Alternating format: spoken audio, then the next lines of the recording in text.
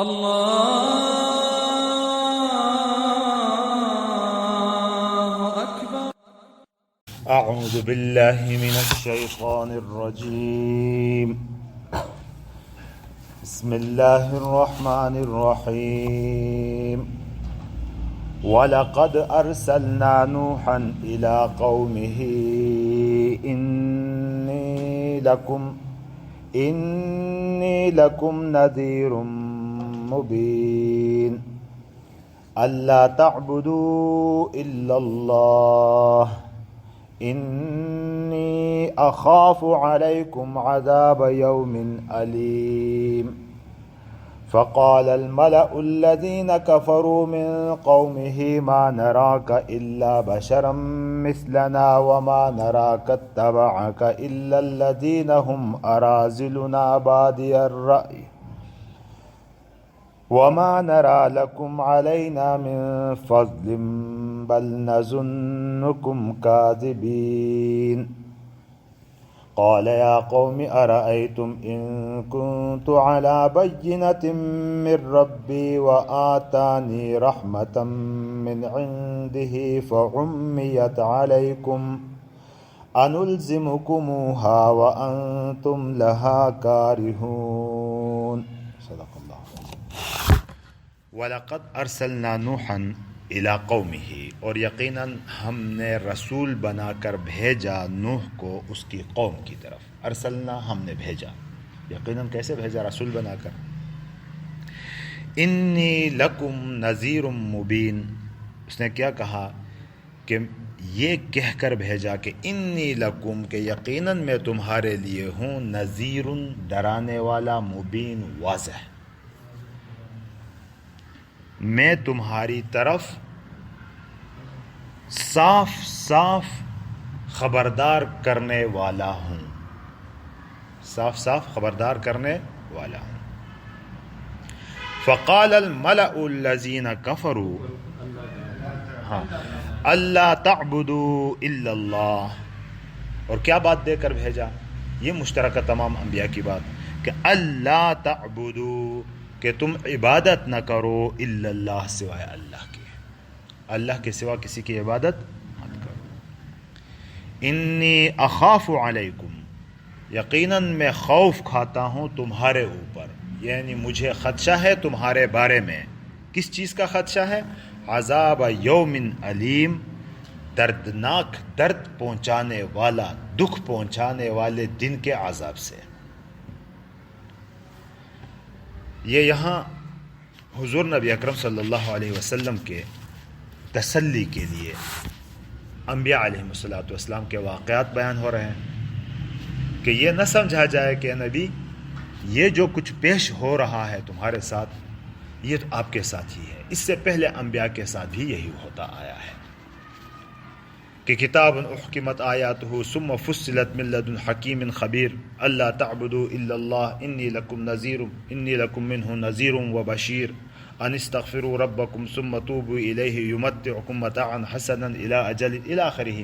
یہ جو دعوت دی گئی، پھر دلائل دیے گئے، اور پھر قریش جو اس زمانے میں حضور صلی اللہ علیہ وسلم کے مد مقابل آ گئے اور طرح طرح کی باتیں کرنے لگے، تو اس پر آپ کا دل تنگ نہیں ہونا چاہیے، بلکہ اس سے پہلے بھی انبیاء علیہ السلام کے ساتھ یہی ہوتا آیا ہے.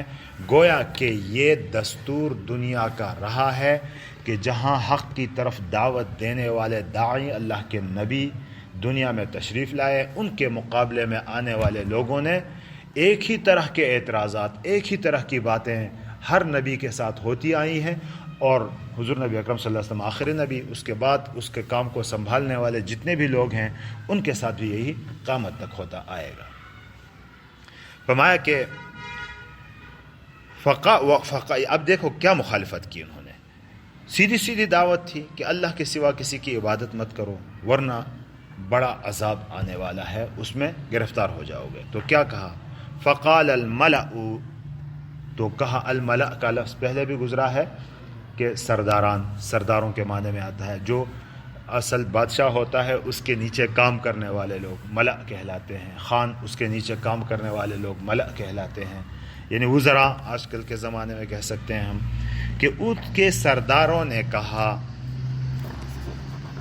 الذین کفروا، جنہوں نے انکار کیا تھا، یعنی سردار بھی وہ جنہوں نے نوح علیہ السلام کے دعوت کا انکار کیا. کیا کہا؟ من قومہ، اس کی قوم میں سے، ما نراک الا بشرا مثلنا.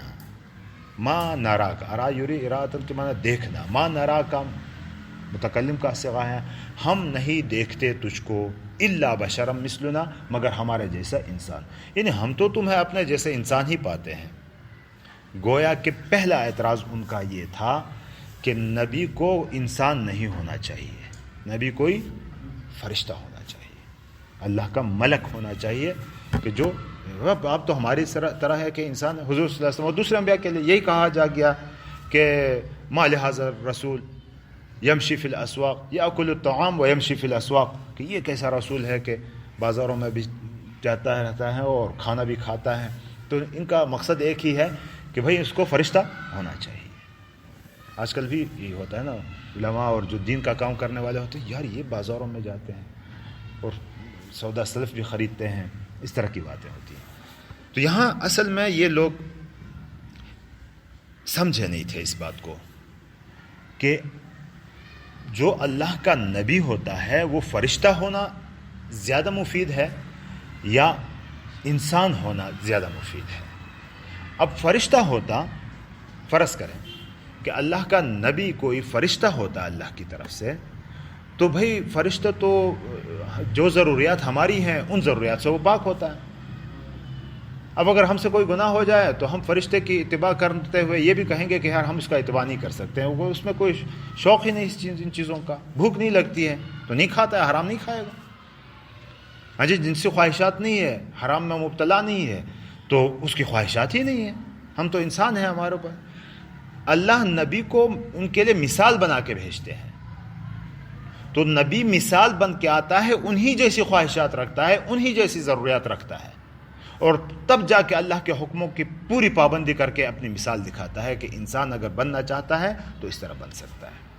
تو یہ لوگ اس چیز کو نہیں سمجھ رہے تھے. وہ سمجھ رہے تھے کہ کوئی ملک کیوں نہیں آیا. حضور صلی اللہ علیہ وسلم کے بارے میں فرمایا اور دوسروں کو کہتے تھے کیوں نہیں ان کے ساتھ خزانہ آتا ہے، کیوں نہیں فرشتے ان کے ساتھ آتے ہیں، یہ خود فرشتے کیوں نہیں ہیں. اس قسم کی باتیں پھر ان کی ہوتی ہیں. پہلا اعتراض یہ تھا کہ ہم تو آپ کو اپنے جیسے ہی انسان پاتے ہیں. وما نراکا، یہ اراد دیکھنے کو کہتے ہیں، اصل میں یہ پانا، نظری طور پر، عقلی طور پر کسی کو دیکھنا. وما نراک اتبعک الذین اتبعک، وہ لوگ جنہوں نے آپ کی اتباع کی، آپ کی پیروی کی.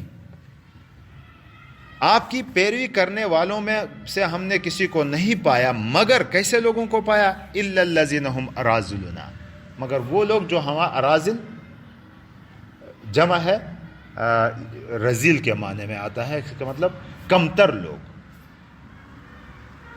یعنی جو آپ کا اتباع کرنے والے لوگ ہیں یہ ہمارے طبقاتی نظام میں کمترین لوگ ہیں، غریب لوگ ہیں.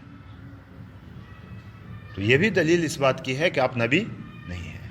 اگر نبی ہوتے تو بڑے بڑے یہ تعلیم یافتہ اور بڑے بڑے دولتوں والے آپ کے پیچھے ہوتے ہیں، یہ دولتوں والے آپ کے پیچھے ہوتے ہیں. تو اس سے معلوم ہوتا ہے کہ آپ حق پر نہیں ہیں، آپ نبی اللہ کے نہیں ہیں، کہ جو آپ کی اتباع کرنے والے ہیں وہ کیا ہیں؟ پست طبقے کے لوگ ہیں. اور یہ ہے بھی ایسا کہ انبیاء علیہ السلام جو دعوت حق کی لے کر آئے ہیں تو سب سے پہلے ان غریب غربا نے تسلیم کیا ہے.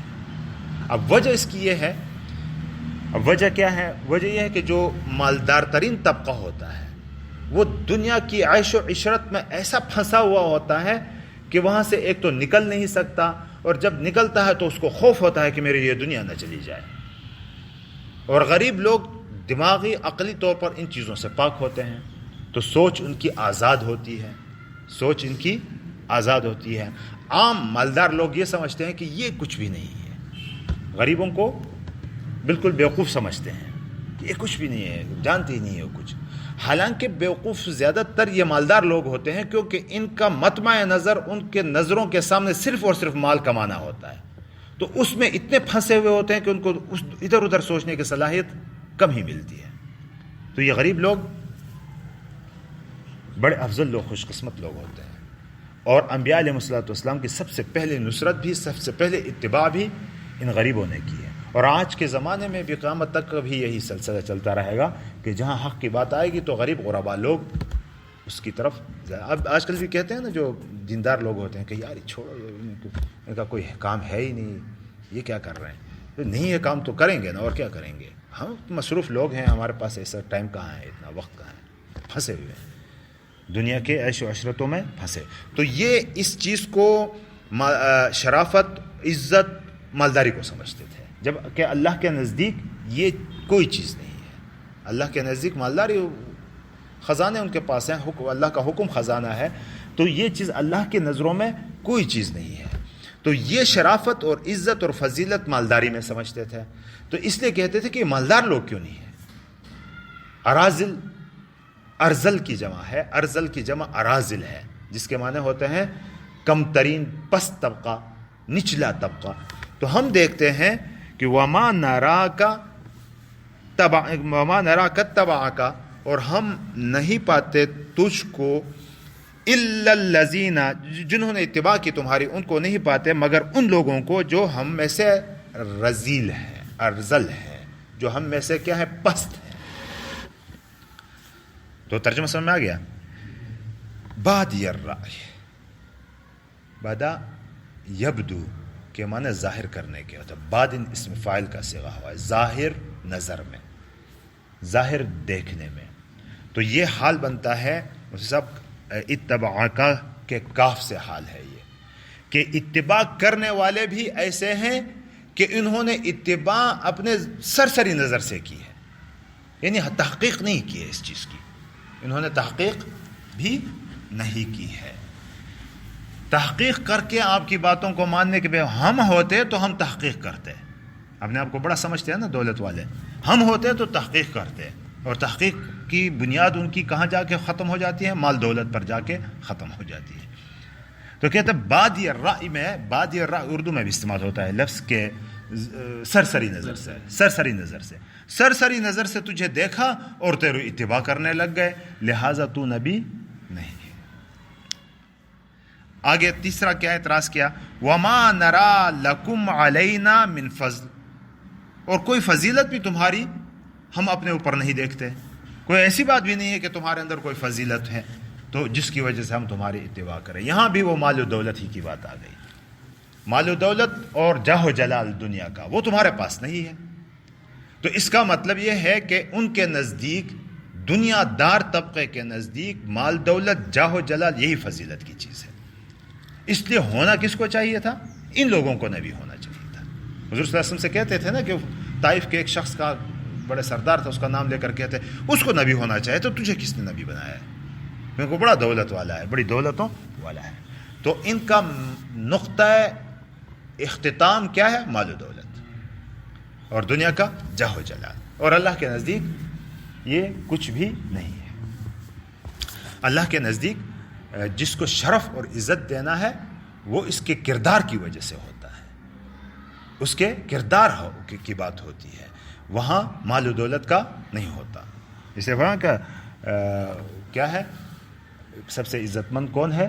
تقوی والے ہے. ان اکرمکم عند اللہ.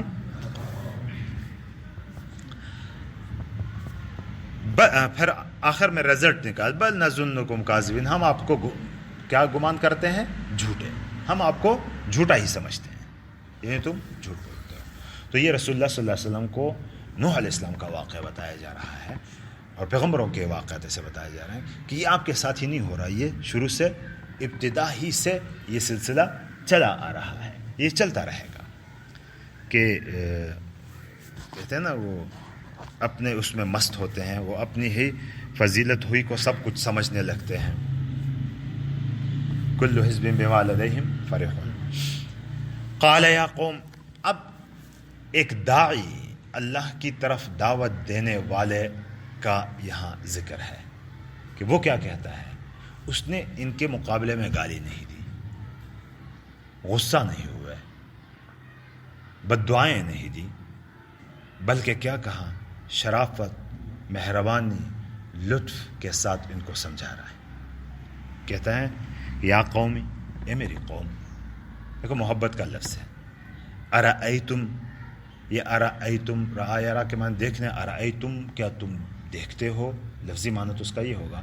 لیکن اردو میں اس کا محاورتی ترجمہ جو ہوتا ہے، یہ لفظ جو عربی میں استعمال ہوتا ہے، ارأیتم بتاؤ تو صحیح، ارے سمجھاؤ تو صحیح، بتلاؤ تو صحیح، اس قسم کا لفظ استعمال ہوتا ہے. دلو دیت کی تو ہمش بویا، ارأیتم بتلاؤ تو صحیح، ان کنت علی بینۃ، اگر میں واضح نشانی پر ہوں. یعنی حضور حضرت نوح علیہ السلام کہتے ہیں کہ اگر میں بینہ پر ہوں. اب بینہ سے ایک مراد کیا ہے کہ میرا اور اللہ کے درمیان ایک تعلق ہے، اتصال ہے. وہ تعلق جبرائیل امین کے ذریعے یا بظاہرات مشاہدات کے ذریعے اللہ اور میرے کے درمیان ہے. میں ایک واضح دلیل پر ہوں من ربی، اپنے رب کی طرف سے. وَآتَانِي رَحْمَةً، اور مجھے رحمت دی گئی ہے، یعنی نبوت بھی دی گئی ہے. پھر میرا اور اللہ کے درمیان ایک تعلق بھی ہے اور مجھے رحمت یعنی نبوت بھی دی گئی ہے. من عندی، اپنے. فعمیت، عما یعمی، تعمیت کے معنی ہوتے ہیں نظروں سے اوجھل کر دینا، نہ دکھانا، چھپانا. فعمیت کیا علیکم، اور وہ تم سے اوجھل، تمہاری نظروں سے اوجھل ہے اور تمہیں نظر نہیں آتی، وہ تم سے چھپائی گئی ہے. جو اللہ نے مجھے نبوت دی ہے، جو مشاہدات کرائے ہیں، جس حقیقت پر میں ہوں، وہ تمہارے ان کرتوتوں کی وجہ سے تم دیکھ نہیں سکتے اس چیز کو. تو کیا خیال ہے میں حقیقت پر ہو کے، نبی ہو کے، اور پھر تم مجھے جھٹلاؤ گے تو انجام تمہارا کیا ہوگا؟ انجام تمہارا بلا وجہ تم جھٹلا رہے ہو نا، بلا وجہ. تو اب ایسی حالت ہے تو انلزمکموہا وانتم لہا کارہون، کیا ہم زبردستی تمہیں دے دیں گے وہ چیز جس سے کہ تم ناپسند کرتے ہو؟ یعنی ایک تو سمجھنے کی صلاحیت تمہارے اندر نہیں، اور پھر تم بغض اور عناد میں اس سے ناپسند بھی کرتے ہو، کراہیت بھی کرتے ہو. تو اس چیز کو ہم زبردستی تمہارے اندر کیسے ٹھونسے؟ اس کو تو کسی کے اوپر زبردستی تو نہیں ٹھونسا جا سکتا نا. تو اس کو تو دعوت دی جاتی ہے، دلائل سے بات کی جا سکتی ہے اس کے ساتھ. تو یہاں نبی حضرت نوح علیہ السلام نے اپنے قوم سے آگے بھی باتیں آ رہی ہیں کہ کیا کیا باتیں ہوئی کہ کیوں مجھے ماننا ضروری ہے. ان میں سے ایک تو یہ ہے کہ آپ خود، ہم کہتے ہیں لیٹ سپوز، آپ فرض کریں کہ اگر میں اللہ کی طرف سے نبی ہوں اور مجھے وہ حق دکھایا گیا ہے اور تم اپنے کرتوتوں کی وجہ سے اندھے ہو گئے ہو کہ کچھ بھی ان چیزوں کو بھانپ نہیں سکتے، سمجھ نہیں سکتے، تو تمہارا انجام کیا ہوگا؟ تو ایسی صورت میں کر ہی کیا سکتا ہوں؟ میں تمہارے اوپر زبردستی یہ چیزیں تو نہیں ٹھونس سکتا نا اس کو، جس کو تم ناپسندیدگی کی وجہ سے سننا ہی نہیں چاہتے، ناپسندیدگی کی وجہ سے قبول ہی کرنا نہیں چاہتے. تو اس چیز کو زبردستی تو تمہارے اوپر میں لاگو نہیں کر سکتا. انلزمکموہا، الزم یلزم الزاما، الزام کے معنی زبردستی کوئی چیز کسی کے اوپر چپکانا، لگا دینا، اس کو کہتے ہیں الزام. انلزمکموہا، ہم زبردستی تمہارے اوپر چسپاں کر دیں اس چیز کو، حالانکہ وہ حالیہ ہے، حالانکہ تم اس سے ناپسند کرتے ہو. کریہ یا کرہو کہ وہ ناپسند کرے، حالانکہ تم اس سے کراہیت کرتے ہو، ناپسند کرتے ہو. کافی ہے؟ ترجمہ آسان ہے مشکل ہے؟ آسان ہے نا. وَلَقَدْ أَرْسَلْنَا نُوحًا إِلَىٰ قَوْمِهِ، اور یقیناً ہم نے بھیجا نوح کو اس کے قوم کی طرف. إِنِّي لَكُمْ نَذِيرٌ مُّبِينٌ، میں تمہاری طرف صاف صاف خبردار کرنے والا ہوں. اللہ تعبدو، کس بات سے خبردار کرنے والے؟ کہ اللہ تعبدو الا اللہ، کہ تم عبادت نہ کرو سوائے اللہ کی. انی اخاف علیکم عذاب یوم علیم، میں خوف کرتا ہوں، میں ڈرتا ہوں تمہارے اوپر درد دینے والے، دکھ دینے والے دن کے عذاب سے. یہ علیم صفت ہے یومن کی، یومن علیم، دکھ دینے والا دن، اس دن کے عذاب سے. فقال الملأ الذين كفروا من قومه، تو اس کی قوم میں سے، کس کی قوم میں سے؟ نوح علیہ السلام کی قوم میں سے سرداروں نے کہا، ما نراک الا بشرا مثلنا، ہم تجھے اپنا جیسا انسان دیکھتے ہیں، ہم تجھے اپنا جیسا انسان سمجھتے ہیں.